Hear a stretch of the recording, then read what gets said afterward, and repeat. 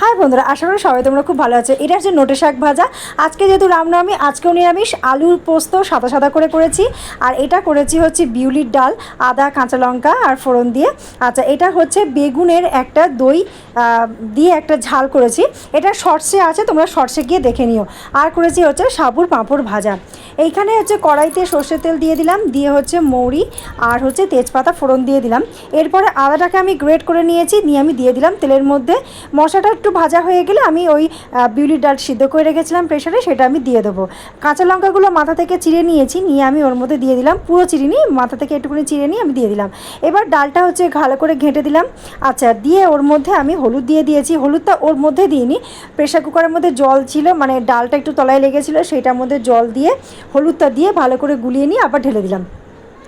আচ্ছা, ডালটা ফুটে গেছে আমার, হয়ে এসছে। নামানোর আগে আমি আবার একটু আদা দিয়ে দেবো আর হচ্ছে ঘি দিয়ে দেবো, দিয়ে নামিয়ে নিয়েছি। ডাল হয়ে গেল আমরা বিউলির ডাল। এবারে করব হচ্ছে পোস্ত, সাদা সাদা পোস্ত করব। কড়াইতে আমি সর্ষের তেল আবার দিয়ে দিলাম। এর মধ্যে আমি সাবুর পাঁপড়টা ভেজে নিয়েছিলাম, সেই জন্য একটু পোড়া পোড়া দাগ ধরে গেছে। আচ্ছা, এরপর কড়াইতে তেল দিয়ে, সর্ষের তেল দিয়ে আলুগুলো নুন দিয়ে আমি ভাজা ভাজা করে নেবো। লাল লাল করে ভাজার কোনো দরকার নেই এখানে। আচ্ছা, এবার আমি জল দিয়ে দেবো আলুটা সিদ্ধ হওয়ার জন্য। ঢেকে আমি আলুটা সিদ্ধ হতে বসিয়ে দেবো। ওদিকে আমি কাঁচা লঙ্কা দিয়ে পোস্তটা মিক্সার গ্রাইন্ডারে বেটে নিয়েছিলাম। আলুটা আমার সিদ্ধ হয়ে গেছে। এবার মিক্সার গ্রাইন্ডারের জলটা ধুয়ে নিয়ে একদম পোস্তটা ওর মধ্যে দিয়ে দিলাম। পোস্তটা এরপরে আমি ফুটতে দেবো। এবারে দিয়ে ফুটা হয়ে গেলে দেখো অনেকটা কমে গেবি গেবি হয়ে এসছে না। এরপরে আমি কিন্তু এবার হলুদ দিইনি, আমার না পোস্ততে সাদা সাদা পোস্তই ভালো লাগে খেতে। আচ্ছা, উপর থেকে কাঁচা সর্ষের তেল দিয়ে দিলাম আর কাঁচা লঙ্কা চিড়ে দিয়ে দিলাম। গ্যাসটা বন্ধ করে দিয়ে আমি ঢেকে দেবো।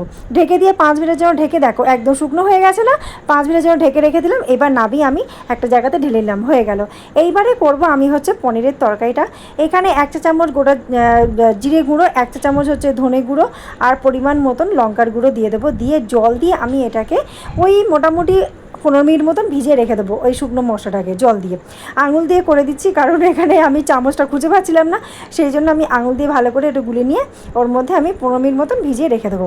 আচ্ছা, এবারে আমি লাল লাল টমেটো দেখে আমি 2টো টমেটো কেটে নিয়েছি, দানাগুলো ফেলে দিয়েছি। দিয়ে আমি টমেটোটা এর মধ্যে কিছু আদা আমি দিয়ে দেবো, আদা আর টমেটো বাটা করে নেবো।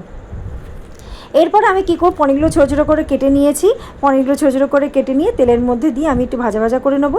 ভাজা করে নিয়ে হালকা একটু ভাজা ভাজা করে নেবো। নাবিয়ে নিয়ে এবার আলুগুলো দিয়ে একটু ভাজা করে নেবো। তেজপাতা দিয়ে দিয়েছিলাম ফোড়নে, নুন দিয়ে দেবো। নুন দিয়ে আলুগুলো হালকা একটু ভেজে ভেজে নেবো। এরপরে ওই মধ্যে একটু হলুদ দিয়ে দেবো। হলুদ দিয়ে নাড়াচাড়া করবো, করতে করতে তারপরে যে মশলাটা ভিজিয়ে রেখেছিলাম সেই মশলাটা ওর মধ্যে দিয়ে দেবো। দিয়ে আমি ভালো করে নাড়াচাড়া করে নেবো।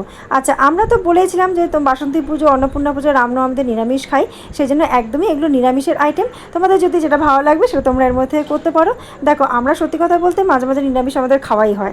আচ্ছা, এরপরে ওই টমেটো আদা বাটাটা দিয়ে দিলাম, ভালো করে শুকনো করে কষিয়ে নিয়ে জল দিয়ে দিলাম, ঢেকে দিলাম। আলু সিদ্ধ হয়ে গেলে পনিরটা নামিলাম। তো আজকের পুরো রান্নাগুলো কেমন লাগলো অবশ্যই কমেন্ট করে জানাবে। ভালো লাগলে লাইক করে শেয়ার করো। ধন্যবাদ ছড়িয়ে দিয়েছি, এবার নামিয়ে নেবো।